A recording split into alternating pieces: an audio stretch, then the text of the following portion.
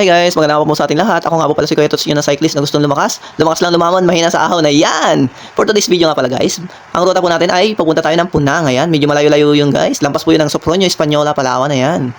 Dito nga po pala guys, sa part na to guys, nasa Sopronio, Española, Palawan na po kami. Ayan. Ayan guys, paalis na po pala kami sa Sopronio, Española, Palawan. Ayan. Didiretso na po kami guys ng Punang dito. Ayan, let's go! Dito nga pala guys, sa part na to guys, malapit na po kami sa Punang. Ayan. Ayan, lusong na yan guys. Huling lusong na lang ito guys. Tapos susunod dyan, ahon na naman. Ayan, Punang na po yun guys, susunod dyan. Malapit na. Mga kilometer na lang. Grabe, touchdown nyo na yung Punang ha.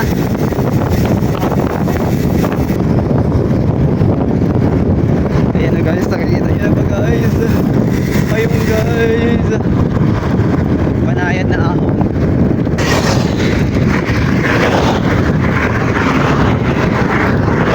Parang mga nasa 150 o 200 meters kasi ito eh. Banayad. Ha?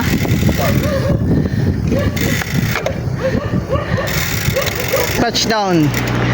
Punang guys.